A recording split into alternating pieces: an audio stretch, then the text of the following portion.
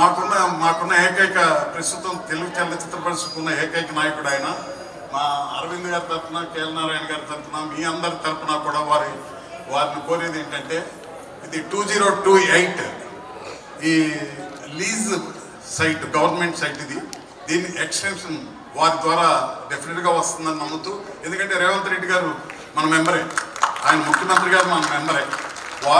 వారి దృష్టిలోకి తీసుకెళ్ళి దిల్ రాజు గారు తప్పనిసరిగా ఒక మంచి కార్యక్రమం చేస్తారని నమ్ముతూ, అలాగే కొత్త జనరేషన్కి, కొత్త ఫిలిం ఇండస్ట్రీకి ప్రపంచవ్యాప్తంగా ప్రపంచ దేశాల పేరు ప్రతిష్టలు తీసుకొస్తున్న ఈ సందర్భంగా కొత్త జనరేషన్ నిర్మాతలకి, టెక్నీషియన్స్కి ఈ ఫిలిం నగర్ సరిపోదు, ఇంకో కొత్త సిటీ, ఫిలిం సిటీ కూడా ఏర్పాటు చేసి దయచేసి ఇంకొక 200 ఎకరాలు కనుక మీరు ఇప్పిస్తే 4th సిటీ, ఫ్యూచర్ సిటీ అని రేవంత్ రెడ్డి గారు ఒక డ్రీమ్ ప్రాజెక్ట్ చేస్తున్నారు. వారిని రిక్వెస్ట్ మీ ద్వారా మేము అందరం రిక్వెస్ట్ చేస్తున్నాం.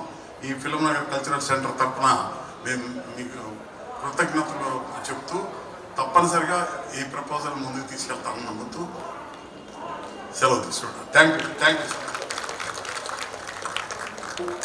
ఎఫ్ఎన్సిసి అంటే మా ఫ్యామిలీ 30 years నుంచి చిన్నగా, అంటే నాకు ఫస్ట్ మెంబర్షిప్ శేఖర్ రెడ్డి గారు ఫస్ట్ ఇప్పించారు 96-97లో 5,500 7,500 గుర్తులేదు.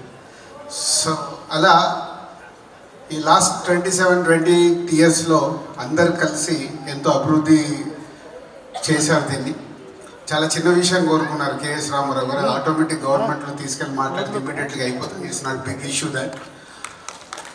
అండ్ సీఎం గారు కూడా ఫిలిం ఇండస్ట్రీని ఇంకా డెవలప్ చేయాలని ఆలోచన ఉంది. రెండవది మీరు అడిగింది ఆల్రెడీ వారికి హైదరాబాద్నే ఇంటర్నేషనల్ ఫిలిం హబ్ చేయాలని ఒక ఆలోచనతో ఉన్నారు కాబట్టి అది కూడా పాసిబిలిటీ ఉంది అనుకుంటున్నాను. రామారావు గారు కోరుకున్నది ఇండస్ట్రీకి ఇంకా ఉపయోగపడేలాగా.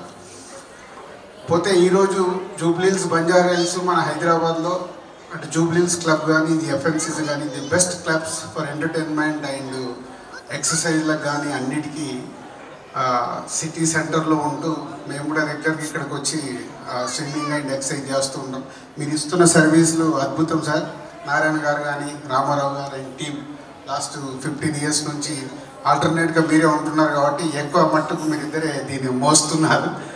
సో ఇంకా కూడా మీ కమిటీ వీళ్ళందరూ ఎంత డెవలప్మెంట్ ఎఫ్ఎన్సిసికి కావాలన్నా నేను ఉన్నంత మట్టుకు ఇటు ఇండస్ట్రీ నుంచి కానీ అటు గవర్నమెంట్ నుంచి కానీ నేను ముందుండి డెఫినెట్గా ముందుంటాను. థ్యాంక్ యూ దిల్ రాజు గారు.